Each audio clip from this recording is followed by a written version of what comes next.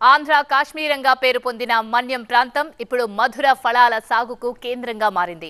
హిమాలయ ప్రాంతాల్లో పండే Apple, dragon fruit తోటల పెంపకం ఇప్పటికే మన్యంలో విస్తరించాయి. తాజాగా విదేశాల్లో పండే స్ట్రాబెర్రీ సాగు గిరి రైతుల పంట పండిస్తున్నారు. ఆంధ్ర కాశ్మీరంలో సిరులు కురిపిస్తున్న స్ట్రాబెర్రీ పంటపై స్పెషల్ ఫోకస్.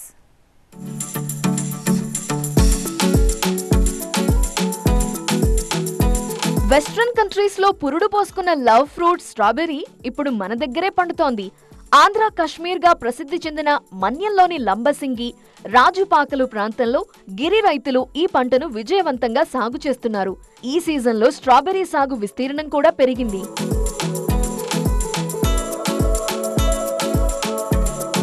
రుచి, పరిమాణం, ఆకారం ఆధారంగా స్ట్రాబెర్రీలో 500కు పైగా రకాలున్నాయి. లంబసింగి ప్రాంతంలో వింటర్ డాన్ అనే రకాన్ని రైతులు సాగు చేస్తున్నారు. స్ట్రాబెర్రీ మొక్క అడుగు భాగంలో ఫలాలొస్తాయి. బెర్రీలు నేలకు తగలకుండా మొక్క చుట్టూ ఎండుగడ్డి వేస్తారు. అందుకే దీనిని స్ట్రాబెర్రీ అని పిలుస్తారు.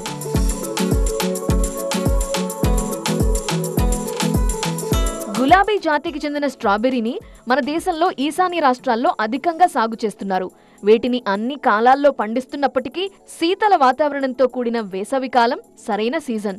ఇలాంటి ప్రత్యేక వాతావరణం మన్యంలో ఉండటంతో స్ట్రాబెర్రీ సాగుకు అనుకూలంగా మారింది.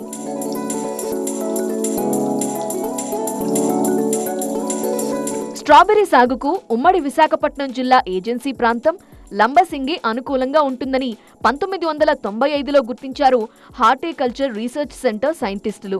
తొలి సాగులోనే మంచి దిగుబడులు రావడంతో ఈ ఫ్రూట్ సాగును విస్తరించారు ఇక్కడి రైతులు.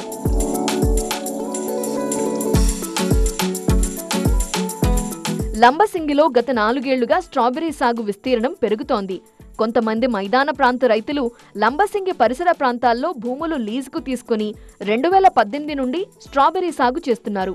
2020 నుంచి స్థానిక గిరిజన రైతులు కూడా స్ట్రాబెర్రీ సాగు ప్రారంభించారు.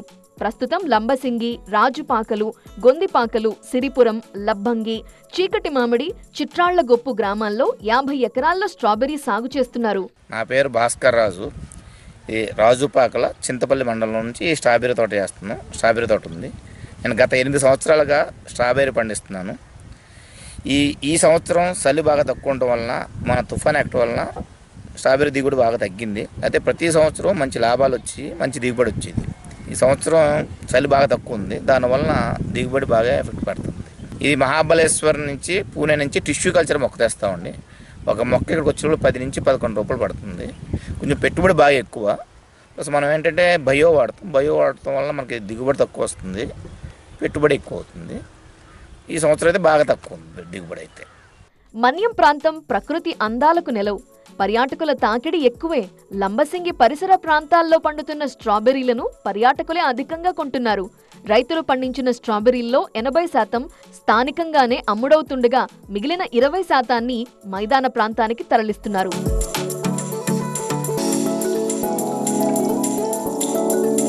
లంబసింగి జంక్షన్, లంబసింగి, రాజుపాకలు, చిట్రాళ్లగొప్పు గ్రామాల వద్ద రహదారికి ఇరువైపులా స్టాల్స్ ఏర్పాటు చేసి విక్రయిస్తుంటారు.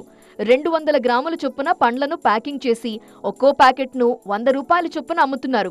కొంతమంది పర్యాటకులు స్ట్రాబెర్రీ తోటల వద్దకే వెళ్లి తాజా పండ్లను కొనుగోలు చేస్తున్నారు.